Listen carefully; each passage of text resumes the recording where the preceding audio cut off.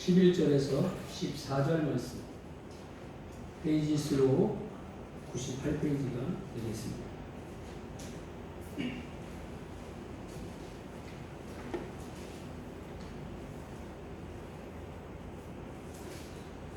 우리 같이 한 목소리로 합독합니다.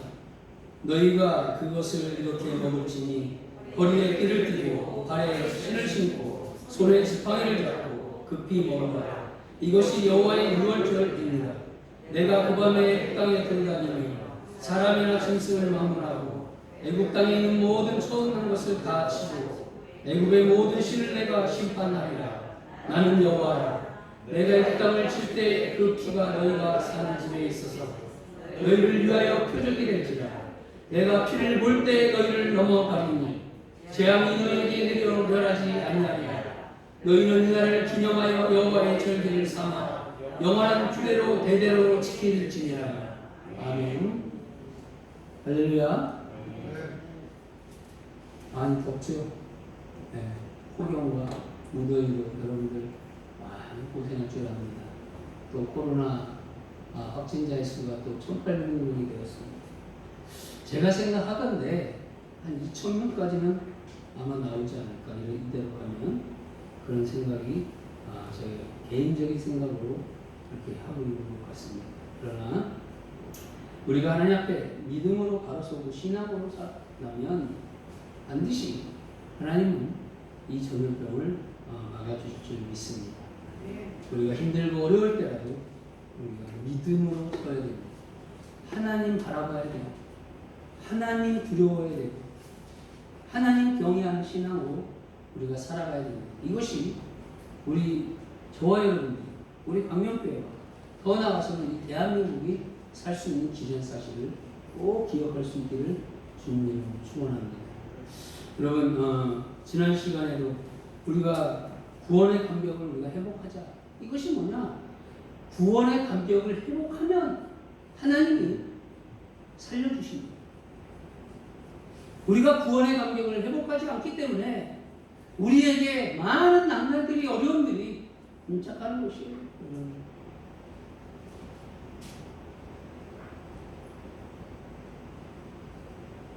그래서 우리 하나님께서는 구원의 회복을 위해서 오늘 13절 말씀에 보게 되면 내가 애굽 땅을 칠 때 그 피가 너희가 사는 집에 있어서 너희를 위해서 표적이 될지라. 그 피가 무엇입니까? 예수 그리스도이십니다. 예수 그리스도 어린 양이 나를 위해서 십자가를 지시고 고난당하시고 우리를 구원하셨기 때문에, 구속하셨기 때문에 어떻게 해요? 그 피를 내가 그 피를 볼 때 너희를 어떻게 해요? 넘어가리니 재앙이, 고난이, 문제가 너희에게 내려 멸하지 아니하리라, 이렇게 말씀하고 있어요. 그래서 우리는 하나님의 그 구속의 은혜를 우리 개인들이, 우리 가정이 회복해 나가야 됩니다. 그것을 회복하면 하나님이 이 대한민국 살려주시고 내 가정, 내 가족, 내 자녀, 내 사업장부터 살려주십니다. 그래서 우리는 구원의 감격을 우리가 회복하기 위해서 우리는 어떠한 모습으로 서야 되는가에 대해서 지난 시간에 잠깐 말씀을 드렸습니다. 여러분, 430년이나 동안이나 이스라엘 백성들이 애굽에서 종살이하면서 온갖 고생을 하다가 정말로 온갖 기적을 하나님께서 보여주심으로 말미암아서 10가지 재앙을 보여주심으로 말미암아 마지막에 극적인 탈출을 하게 되었습니다. 여러분들이 한번 그 10가지 재앙들을 한번 생각해 보시기 바랍니다. 그 감격이란 이루 말할 수가 없는 것이에요. 그것이 구속의 은혜라는 것이에요. 구원의 은혜라는 것이에요. 그때 그 감격을 보는 순간에는 평생 또한 자손만대로 그 감격과 기쁨을 많은 후손들에게 물려줄 수 있으리라 생각을 가집니다. 그런데 여러분, 지난 시간에도 말씀드렸지만 어디 그게 그렇게 됩니까? 여러분들 주님 처음 만났을 때 그 감격과 그 은혜, 그 구속의 은혜 지금 간직하고 살아가시고 있습니까? 제가 말씀을 드렸죠. 우리나라 속담에 화장실 갈 때와 볼일 본 다음에 생각이 달라진다. 이렇게 사람의 마음은 변하게 돼 있다는 것이에요. 그래서 하나님께서는 모세와 아론에게 말하기를 이스라엘 사람들로 하여금 이 유월절 행사를 행하도록 기념하고 지키라고 명령하였다는 것이에요. 안식일을 기억하여 그날을 거룩하게 하라. 내 집이나 내 남종이나 내 여종이나 내 짐승이나 그날을 쉬게 하라. 안식하게 하라라고 말씀하고 있는 것이. 이것은 하나님의 명령이라는 것이. 명령에는 불순종이란 없는 것이에요. 우리 남자분들은 군대 가신 분들도 계실 줄 압니다. 군대 가면 전쟁터에서 직속 상관의 명령에 불복종하면 총살이에요. 죽는 거예요. 하나님의 명령에 불순종하고 그 명령에 준하지 않는 삶을 살아간다면 죽는 거예요. 쉽게 얘기하면. 그래서 하나님은 그 지난날의 그 애국에서의 그 해방을 이스라엘 백성들이 잊어버릴까봐 그날을 기억하라. 그리고 그날을 지켜라. 라고 말씀하고 있는 것이에요. 그것이 무엇이냐? 유월절이라는 사실. 성도 여러분, 예수님은 처음 믿을 때의 감격을 우리가 예수 그리스도의 그 감격을 우리가 기억하고 살아가야 됩니다. 그래서 우리가 예수를 믿게 된 것이 얼마나 기쁘고 즐겁고 행복한 것인 것을 날마다 시간마다 순간순간마다 기억하며 잊지 말아야 된다는 것입니다. 나 같은 죄인을 용서하고 나 같은 죄인을 사랑하신 그 은혜를 우리가 잊지 말아야 된다는 것입니다. 여러분, 우리가 하나님의 은혜가 사라지면 우리의 마음이 답답하고 우리의 마음 속에서 감사가 사라집니다. 그리고 그 은혜를 망각합니다. 그렇게 되면 우리의 마음이 답답하고 짜증이 나고 불평불만이 나를 주장하게 됩니다. 그것은 뭐냐면 바로 내 속에 죄가 있어서 그 죄가 나를 주장하기 있기 때문이라는 것을 우리가 말씀을 통해서 우리가 깨달아야 된다는 것입니다. 그러므로 말미암아 우리는 예수로 나의 구주 삼고 어떻게 해요? 성령과 피로써 거듭나니 이 세상에서 내 영혼이 하늘의 영광 누리도다라고 찬양의 가사가 있지 않습니까? 그리고 그런 것들이 이것이 우리들의 간증이 돼야 돼요. 이것이 나의 간증이요 이것이 나의 찬송일세. 나 사는 동안 끊임없이 구주를 찬송하는 그런 우리의 신앙의 모습들이 되어야 된다는 것이에요. 그래서 지금도 그 은혜와 그 구속의 은혜를 우리가 잊지 말고 살아가야 된다는 것이에요. 그런데 우리는 사실적으로 그렇지 않지 않습니까? 구원받은 자로서의 감격이나 축복을 누리지 못하고 있는 우리들의 모습 아닙니까? 사실적으로. 갇혀 살다가 석방되거나 종세를 하거나 자유영웅이 되는 그런 체험이 없기 때문인지 우리가 제 노예가 되어 살던 우리가 예수를 믿어서 자유롭게 되었다는 그 의미를, 그 은혜를 우리가 잊고 살 때가 너무 많이 있다는 사실. 그러므로 말미암아 우리는 하나님 앞에서 그 은혜를 기억할 수 있는 그런 모습으로 살아가야 된다는 것입니다. 사랑하는 성도 여러분, 외형상 우리는 사지가 멀쩡한 사람입니다. 지난 시간에 예화를 들었을 때 그녀는 사지가 다 없는 사람이에요.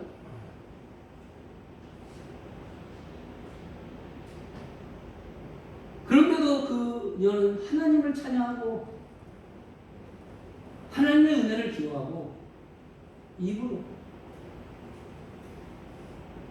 붓을 물고 입을 물고 그림을 그리고 시를 썼다는 것이죠. 그런데 우리는 그 사지가 멀쩡한데 우리는 우리의 신령 속에서 하나님에 대한 은혜가 사라지고 감격이 사라지고 있다는 사실이에요.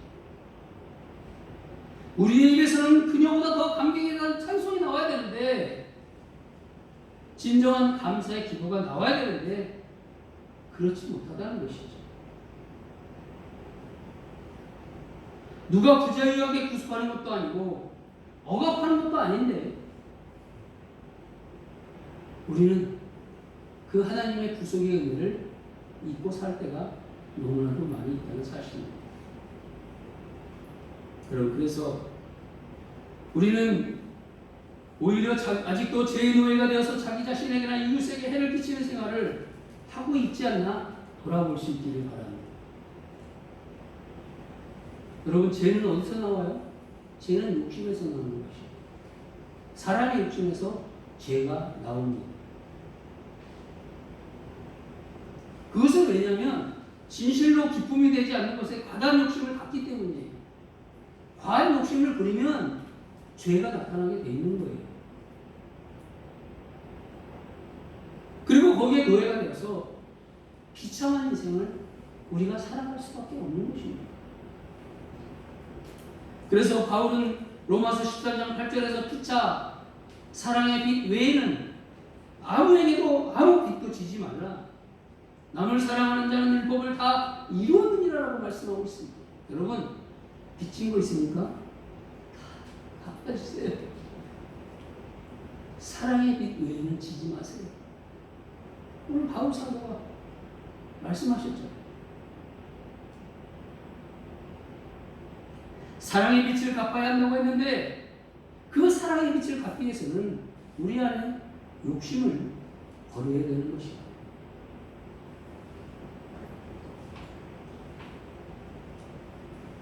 우리가 욕심을 품게 되면 사랑의 빛을 갚기는커녕 반대로 교회와 성도들과 이웃들에게 해를 끼치게 됩니다.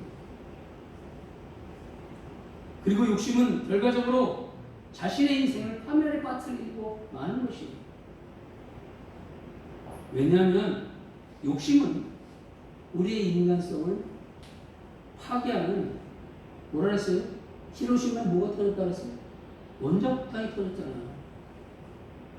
우리의 욕심은 인간성을 파괴하는 그런 원자폭탄과 같다는 것이에요. 그래서 한 사람이 욕심을 부리면 자신뿐만 아니라 주변의 다른 사람까지도 피해를 입게 되는 것이에요. 또한 구원받지 못하여 죄에서 아직 해방되지 못한 사람은 다른 사람이 잘못을 그냥 내버려두지 못한다라고 말씀드렸습니다. 진정 구원받은 사람은 하나님의 용서를 알고 있기 때문에, 하나님의 사랑을 알고 있기 때문에 다른 사람을 그리 쉽게 정죄하지 않습니다. 이 정죄라는 것은요, 하나님 외에 할 수가 없어요. 예수 그리스도도 정죄하지 않았어요. 그런데 우리는 남을 정죄하고 판단하고 그런 모습은 하지 말아야 된다는 것이에요. 구원받지 못한 사람, 하나님의 용서를 알지 못하는 사람들이 남을 정죄하는 것이에요. 죄를 짓고 얽매여 사는 사람은 다른 사람이 조그마한 잘못을 해도 그것을 빌미로 해서 더 부풀려서 악의 세력을 조장합니다. 그래서 자꾸 누구는 어떻고 누구는 어쩌고 하면서 흉을 보거나 비평하고 한다는 것이에요. 그런데 여러분, 그런데 이걸 알아야 돼요. 그렇게 하는 것이 그 사람이 나빠서 하는 것이 아닙니다. 그 안에 사탄 마귀가 들어가 있기 때문이라는 사실. 그 자신이 그렇게 하고 싶어서 그런 것이 아니라 사탄의 올무에 걸려서 사탄이 시켜서 하는 것입니다. 근데 그렇게 하게 되면 여러분 아무에게도 도움이 되지 못합니다. 악의 세력만 더 강해질 수밖에 없는 것입니다. 그러므로 말미암아 우리는 죄를 짓고 죄의 엄밀에 사는 그런 모습들이 아니라 남을 정죄하고 남을 판단하고 남을 흉보는 그런 것이 아니라 주님의 사랑으로 포용하고 이해하고 사랑하는 그런 우리의 삶이 되어야 된다는 것입니다. 그것이 우리가 구원의 감격을 회복할 수 있는 그런 모습이라는 사실입니다. 또한 구원의 감격을 잃어버리고 죄의 얽매여 사는 사람은 세상을 너무 비관적으로 보게 되는 것입니다. 우리는 세상을 너무나 비관적으로 보지 말기를 바랍니다. 세상에 악한 자들도 많이 있고 죄를 일삼는 자들도 많이 있지만 그러나 반면에 선을 행하고 하나님의 말씀으로 살려고 하고 몸부림치는 사람들도 더 많이 있다는 사실이에요.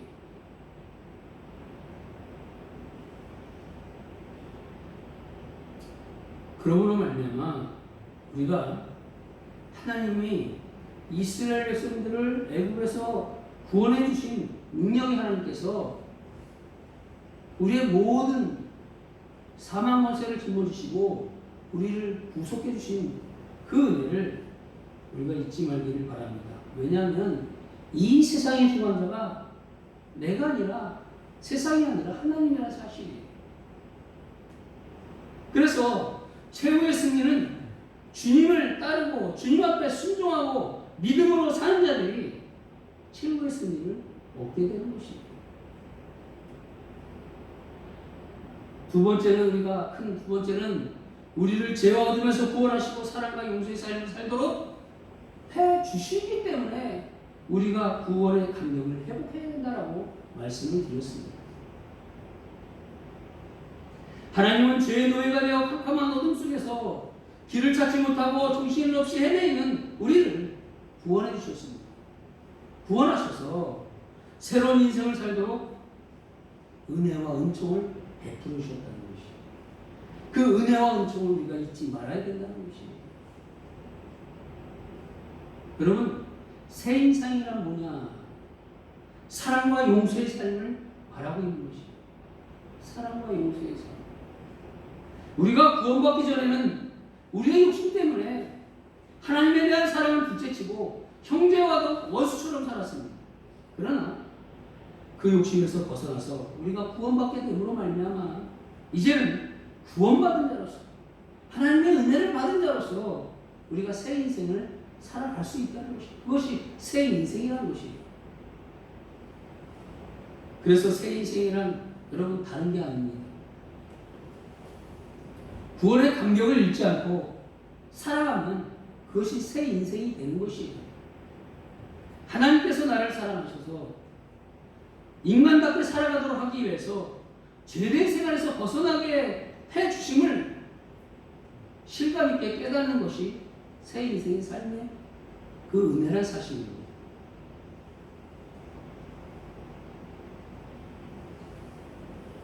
여러분,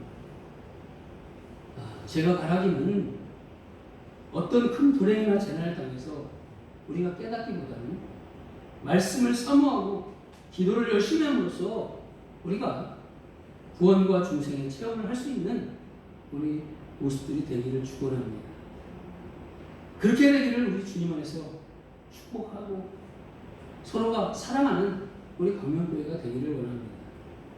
이제 세 번째로 구원받은 자로서 사랑과 용서의 삶을 살아서 우리는 세상에 빛이 되는 그런 생활을 해야 되는 것입니다. 우리 교회의 표어가 뭐예요?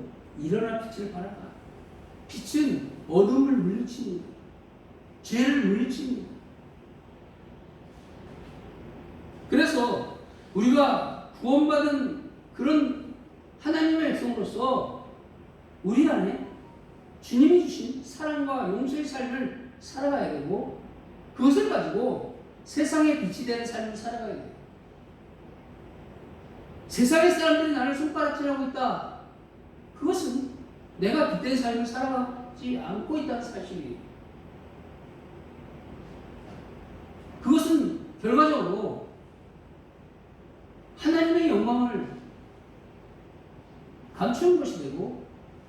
또한 교회의 영광을 가리는 그런 것이 된 것이에요. 어쨌든 간에 우리는 세상에 빛이 되는 그런 삶을 살아가야 됩니다.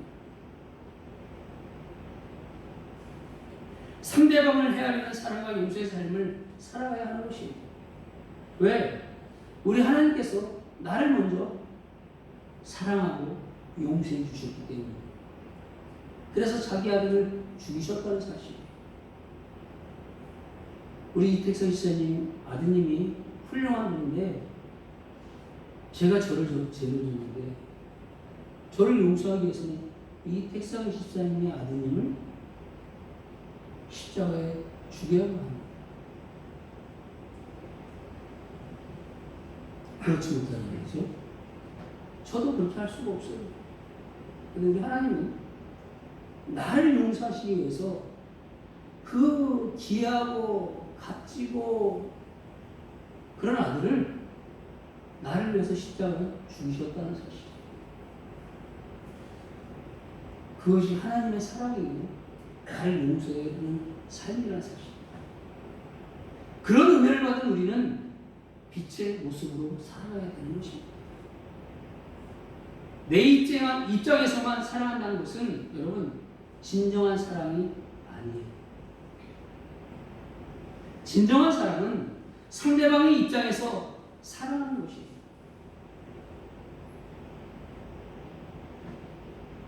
상대방의 입장에서 사랑하는 것이에요. 내 입장에서 사랑하는 것이 아니라.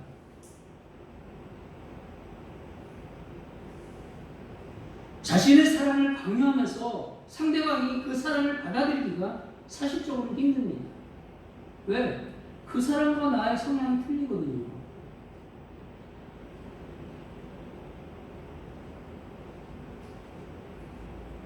자신의 사랑을 강요하게 되면 상대방이 그 사랑을 받아들일 수가 없는 것이에요. 많은 사람들이 자신의 입장과 방법으로 사랑을 강요합니다. 그러나 우리 예수님은 우리를 그렇게 사랑하지 아니하셨다는 것이에요.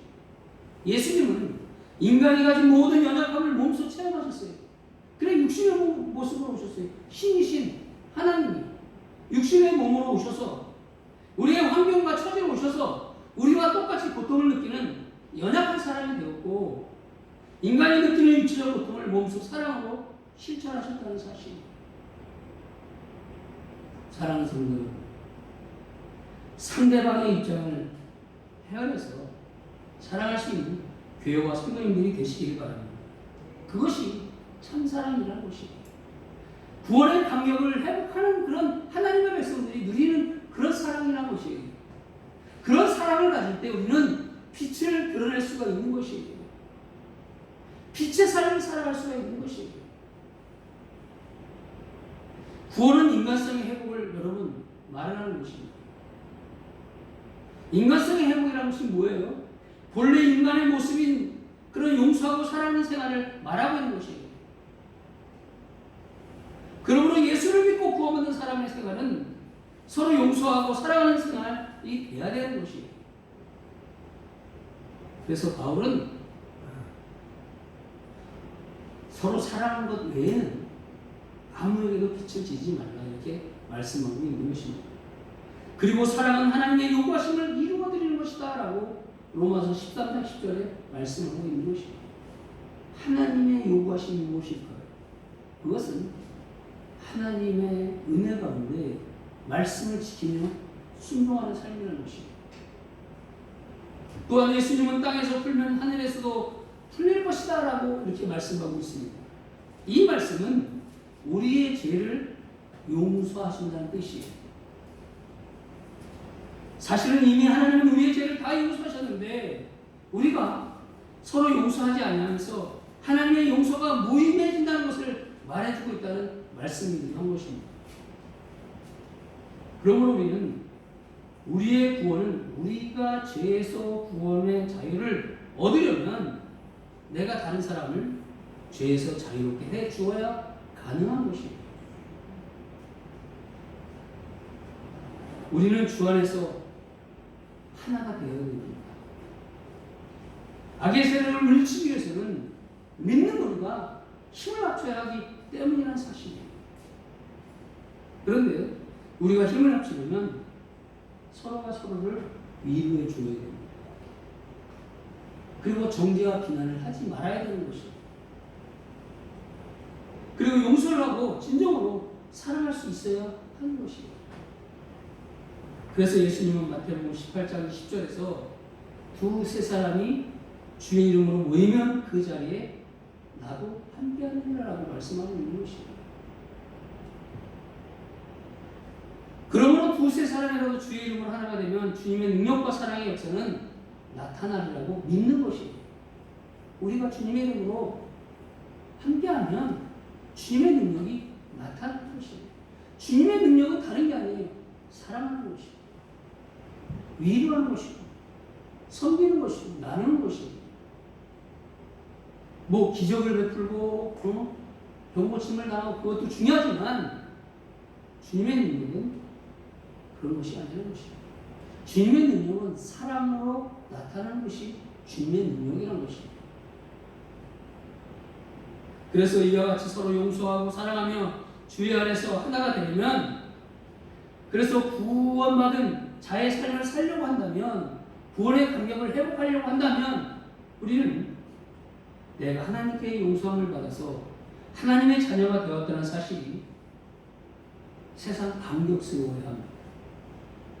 감격스러워야 됩니다. 하나님의 은혜에 감격스러워야 된다는 것이, 하나님의 사랑에 감격스러움을 느껴야 한다는 것이, 그래야만이 구원의 감격을 회복할 수가 있고 하나님의 자녀가 될 수가 있는 것이에요. 내가 하나님을 몰랐다면 아직도 제 가운데서 헤매이고 있지 않겠습니까?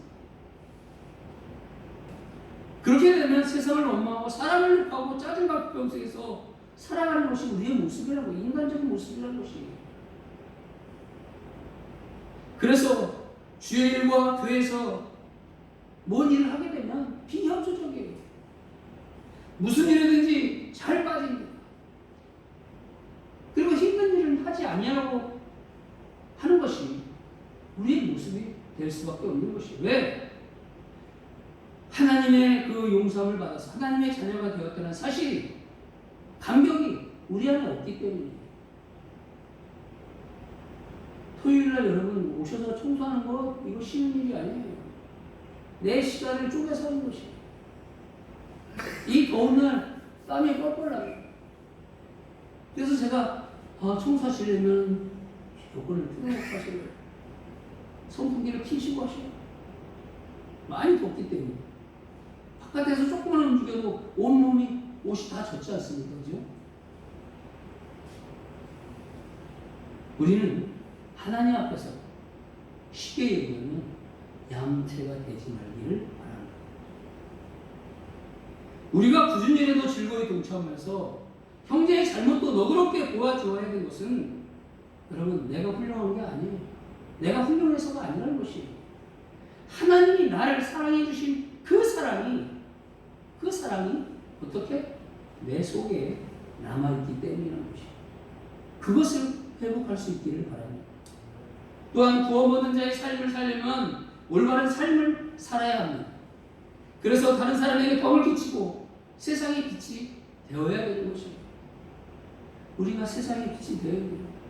내가 힘들고 내가 희생하고 내가 허리를 굽히고 그런다 할지라도 세상의 빛이 되어야 되는 것이에요. 이것이 그리스도인의 삶이에요. 그래서 바울은 로마서 13장 13절에서 믿는 자는 단정하게 살아야 한다라고 말씀하고 있습니다. 이게 단정하게 산다는 것은 올바른 삶을 말씀하고 있는 것이에요. 거짓을 멀리하고 진실한 모습으로 살아가야 됩니다. 구원과 상관없는 사람들이 여러분 팡팡 속에서 살아갑니다. 진정 구원받은 자는 정욕을 채우려고 육신의 일을 깨하지 아니합니다. 그래서 바울은 구원받은 자의 삶은 육신의 일을 깨하지 아니한다라고 말씀하고 있는 것입니다. 또한 구원받은 자의 가장 큰 특징은 무한한 사랑과 용서라는 사실입니다. 계속해서 우리가 구원의 감격을 회복하기 위해서는 용서와 사랑이 처음부터 끝까지인데 우리는 사랑과 용서하는 삶을 살아가야 됩니다. 그것은 말할 것 없이 하나님께서 여러분 우리를 무한히 용서하셨기 때문이라는 것입니다. 우리는 하나님을 본받아 용서의 삶을 살고 세상은 우리를 본받아 살아가도록 해야 되는 것입니다.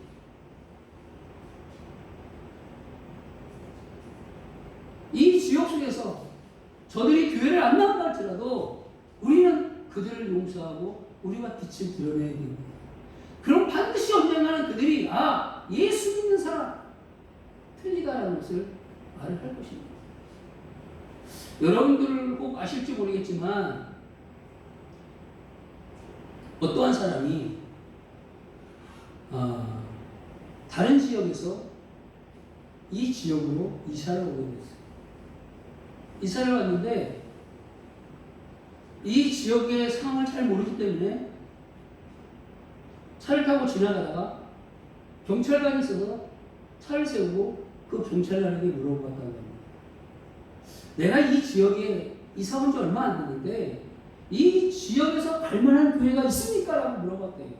그랬더니 그 경찰관이 저 강릉교회를 가보십시오 라고 했다고 합니다. 왜?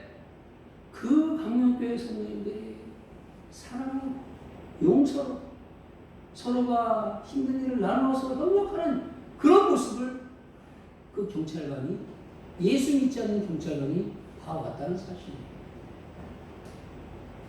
그래서 그 성도가 그 교회에 가서 정식으로 등록하고 신앙생활을 했다는 그런 이야기가 있습니다. 여러분, 우리는 무한한 그런 사랑과 용서의 삶을 가지고 살아가야 됩니다. 우리는 하나님을 본받아서 용서의 삶을 살고 세상은 우리를 본받아 살도록 해야 되는 것이고, 그런데 나를 본받을 대상이 못 된다면 우리는 하나님의 백성다운 삶을 살지 못하고 있다는 사실입니다. 나를 보고 저 사람들이 훌륭하다, 저 사람 보면 교회 가고 싶다라는 그런 마음이 생겨야 되는데 그 사람을 볼 때마다 그런 교회라면 내가 가지도 않는다, 그런 하나님은 내가 믿지 않는다, 이런 말이 나온다면 이건 하나님 앞에서 큰 영광을 드러내지 못하는 삶이에요. 하나님을 욕되게 하는 삶이라는 것이죠. 그래서 우리는 하나님 앞에서 우리가 정말로 세상을 변화시킬 수 있는 그런 은혜가 함께 하시기를 바랍니다. 우리를 죄와 사망에서 구원하셨음을 세상 깨닫게 되면 용서할 수 있는 용기와 사랑은 그 힘은 저절로 생기게 되는 것이에요. 사랑하는 성도 여러분, 세상은 점점 어둠의 세상이 되어가고 있음을 깨닫기를 바랍니다. 사탄의 세력이 되어가고 있고 어둠의 세력이 되어가고 있음을 우리가 잘 알 수가 있습니다. 사람의 생명을 파리 목숨보다 못하는 그런 시대 속에 살아가고 있습니다. 아마 지금의 시대가 노아의 시대나 또한 소돔과 고모라 시대가 저 로마의 시대, 그 시대가 아닌가 생각이 듭니다. 이런 세상 속에서 사탄이 자기 세력이 엄청난 것처럼 가져가려고 세상을 어지럽히고 있지만 결국에 하나님의 사람들이 많이 있다면, 하나님의 구원의 은혜를 체험하시고 구속의 은혜를 회복하는 사람들이 많이 있다면 사탄은 벌벌 없는 것이에요. 여러분, 이 세상의 주인은 다시 한번 말씀을 드리지만 하나님이십니다. 그러나 하나님은 우리 강연배우를 통해서 이 세상을 새롭게 하기를 원하시는 것입니다. 여러분들이 있는 환경과 여러분들이 있는 그 위치 속에서 우리가 구원의 감격을 회복하면서 세상에 빛을 드러낼 수 있는 그런 삶을 살기를 하나님은 원하시고 있는 것이에요. 그것이 지난주에도 말씀드렸지만 칼빈주의 사상이에요. 교회와 세상과 살아나갈 때 틀리다면 그것은 우리가 하나님의 백성으로서의 삶이 없는 삶이에요. 왜? 이 세상이 주인이 하나님이시기 때문에. 그러므로 구원받은 우리가 하나님이 쓰시고자 하는 대로 우리는 쓰임 받아야 하는 것이에요. 그리고 순종해 나가는 것이에요. 그리고 따라가는 것이에요. 내가 하기 싫고, 내가 힘들어, 내가 고통스러워. 하나님이 원하시기 때문에 하나님이 나를 국민한 모습으로 우리를 국민해 주시고 용서해 주셨기 때문에 그 은혜에 감사해서 우리는 그것을 따라갈 수밖에 없는 것이에요. 그리고 따라가는 것이에요. 그렇게 되면 하나님은 우리를 통해서 이 세상을 변화시킬 수 있고 이 지역에 죽어가는 영혼들을 구원할 수가 있고 우리가 하는 모든 일들 속에 하나님의 축복과 은혜가 있을 수가 있는 것이에요. 여러분, 지금 시대가 너무나 힘듭니다. 살아가기 힘듭니다. 뉴스에 보니까 계속 물가가 올라가고 있어요. 생활 필수품들이 다 올라가고 있어요. 우리 대한민국 국민들의 빚이 1년에 1억이에요. 1억의 빚을 지고 있는 것이에요. 공무원 연봉을 해도 적게 받는 사람은 2천만 원도 안 되고 그런데 1억의 빚을 지고 있는 거예요. 그러면 3천만 원의 연봉을 받는다 한다. 그러면 7천만 원의 빚을 안고 또 가는 것이에요. 이렇게 어렵게 우리가 살아가고 있습니다. 이런 어려운 가운데서도 하나님은 우리에게 세상의 빛이 되라 말씀하고 있습니다. 저 세상을 이기라고 말씀하고 있습니다. 죄악의 삶을 살지 말라라고 말씀하고 있습니다. 구원의 감격을 회복하라고 말씀하고 있는 것입니다. 그래서 아무쪼록 구원받은 감격과 은혜를 항상 우리 가슴 속에 간직하면서 우리가 용서하고 사랑하는 그런 하나님의 요구를 들어줄 수 있는 그런 저와 여러분들의 삶이 되기를 주님의 이름으로 축원합니다. 기도합니다. 하나님 감사합니다.